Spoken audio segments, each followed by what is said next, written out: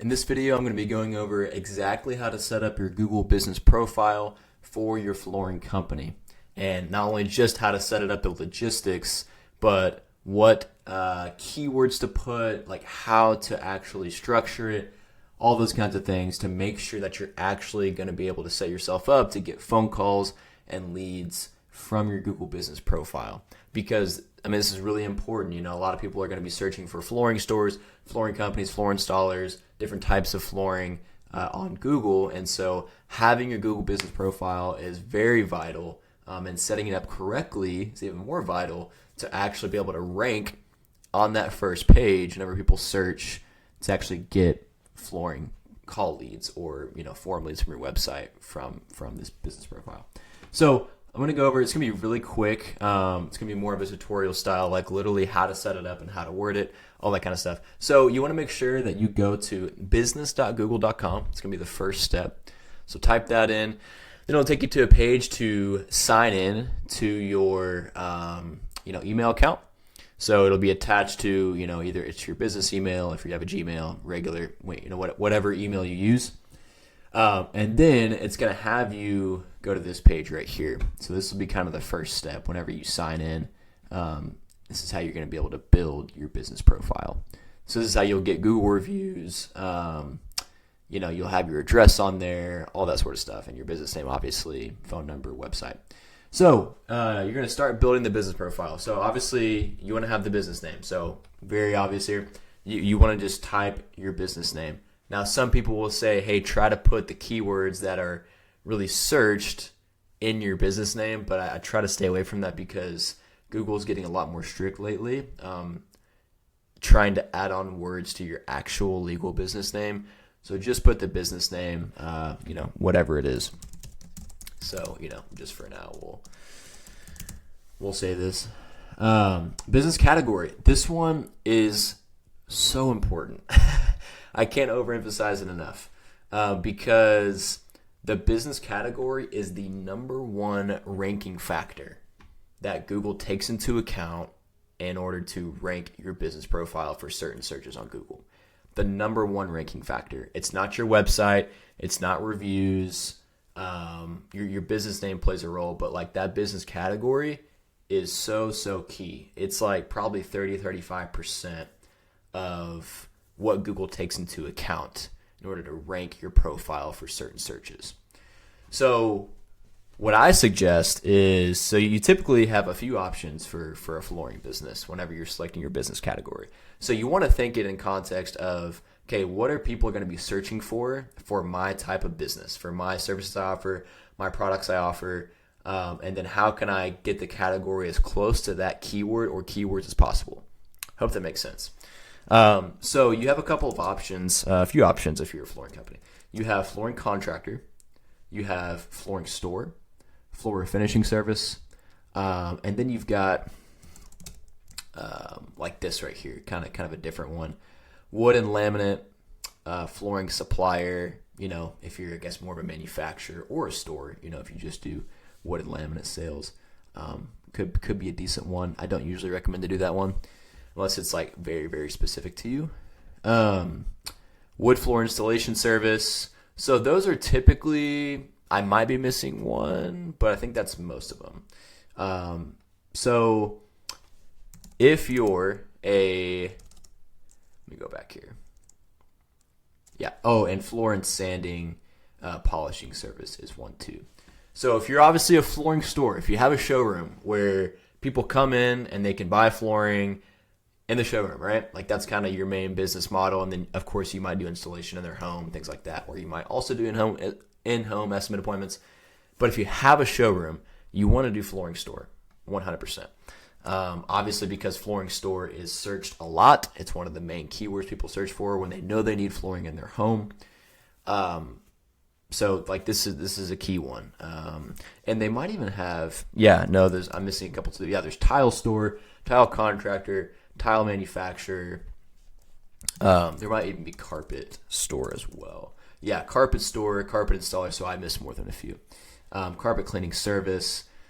So there's all these different ones that you can choose from. But for flooring, if you just have a showroom, you sell all types of flooring, do flooring store. If you just do carpet in your store, do carpet store, because people search for carpet a lot on Google.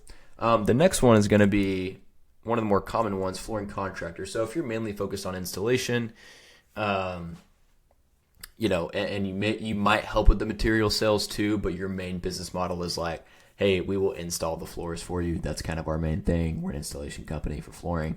I recommend you do flooring contractor, because this is a pretty, fairly heavy searched term within Google. And then obviously people search for installation. You'll pop up for those keywords too. So I recommend you do that if you're kind of more of an installation first flooring company.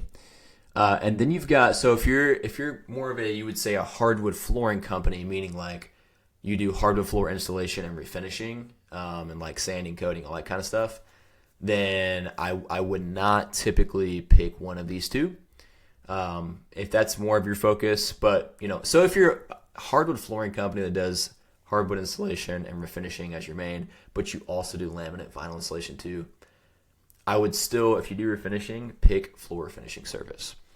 Wood floor finishing service. That's what I meant to say. Because hardwood floor finishing is a really, really heavily searched term. There's a lot more finishing searches than there is for hardwood floor installation searches. So what you're telling Google is hey, I want to pop up. We are for refinishing searches. We are a refinishing business.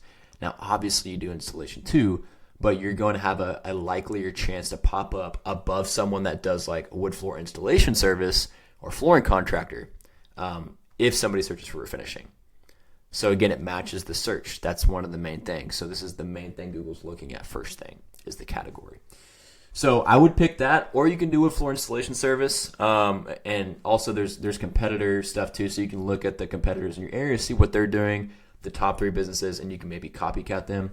But again, that's my general recommendation on that. Now, if you do, if you're like a concrete coating company, you do epoxy maybe in the garage floor, stuff like that, I typically recommend to do like floor sanding and polishing service. This just kind of goes more hand in hand with what that type of business does. You can do flooring contractor, but usually people looking for a flooring contractor are mainly, most times, looking for a hardwood floor installer, a vinyl floor installer, just general flooring company, not like a specifically polishing company or like an epoxy company. So this is what I see usually work the best, is picking that type of service or that category. And then you have the tile side. Like I said, if you are a really focused tile showroom or tile store, you want to pick tile store for sure, because tile is searched a lot for most markets, and people look for tile stores all the time, obviously. So you're going to have a likelier chance to pop up in the top 3 if you pick this tile store option. Then you have tile contractor, tile manufacturer. So tile contractor, if you're mainly just a tile installer, you'd want to pick this. So anyway, there's a lot of options on here. You have to take this seriously. Really go back and watch this video a couple times. If you need to get real clarity on what category to select, because this is vital. Seriously, don't. What I see a lot of companies do is they'll come in here and they'll select. They'll pick contractor, right? Something super general. Because it's if you're a flooring contractor, you are technically also a contractor. But you don't want to pop up for contractor searches, because that could mean HVAC, that could mean fence, that could mean diving, right? All these different things. It's gonna trash your ranking for actual flooring searches. So take time, think through, what do I offer? What are my main products and services? And what would somebody search to find me on Google? And finding the one that matches up with that the best. That's the best advice I can give you on that for categories. Okay, next. You're going to select that, and then do you want to add a location customers can visit, like a store or office? So obviously, if you have a store, showroom, if you have an office space you meet in, click yes. You would hit next. Then just enter the address very, very simply right there. If you don't have an actual business office or an actual showroom that you conduct business in, select no. You can be a service area business and not like an actual address. I have an address here type business, like a brick and mortar type. A lot of people, and more previously in the last kind of 10 years, Google was very relaxed on this to where even if you just had a home address, you could use your home address as your business address, as your location that people can visit. But don't do that anymore because your profile has a very high likely chance of probably getting suspended, and it's hard to get it back. So you don't want to mess this up. So just hit no on that if you don't have it. And the address, if you do have an address, it can be very advantageous for you to have one because proximity is a big ranking factor too. So you have the business category and the business name for the business profile. That's what Google's looking at really first thing. And then actually maybe like right below that would be like how close are you to the person searching, right? Because they go to Google Maps to look for local businesses. So if you have an address, you're going to rank higher in that area than if you didn't have an address. Does that make sense? So if you have an address, or if you can get one, like an actual business office for really cheap or whatever, it can be actually a great strategy to rank higher in the area. Because that's how you have to think about setting up this business profile is don't just go through the motions. You have to think about it from an SEO search perspective, so that you can get more calls and more leads from this business profile. That's the main point of it. So, okay, you're going to hit next. So if you're a service area business, just click your service area or type in your service area. So let's say if you're in Denver, just hit Denver. If you do surrounding areas too, type in as many, cities that you serve. And then you're going to hit next. So this is after the address or the service area. So obviously you're just going to put your phone number, blah, blah, blah.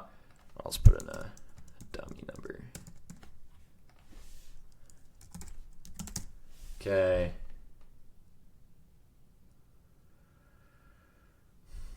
Okay, so please enter your mailing address to verify. The address you provide here will be hidden from the public. Post office boxes are not eligible. So this is the address they're going to use to verify your business.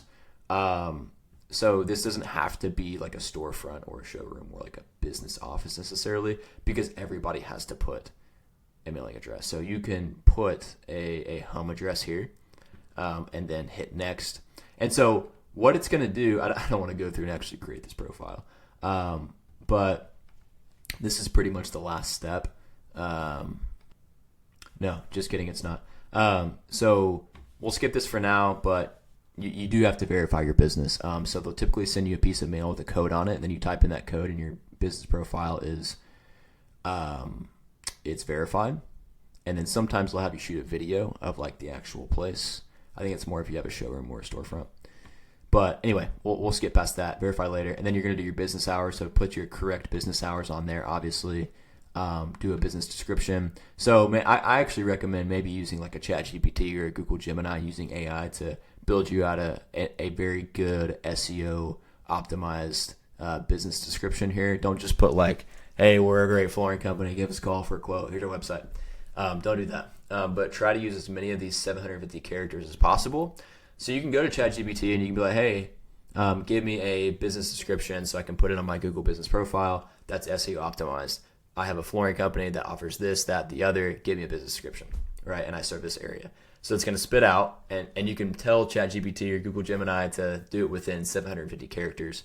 And so whatever that says, you can just kind of probably just copy and paste that as your business description. So that's my advice on that. Again, we're trying to make sure everything's SEO optimized, search optimized to get calls from this profile. So skip, and then you can add photos. You don't have to do this now, but if you have like a storefront showroom, I would go ahead and do it. It just kind of helps with the verification process, helps Google to see that you're an actual real business.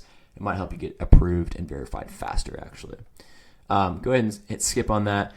And then this is just a plug to do Google Ads, but just go ahead and skip that. You don't have to do that.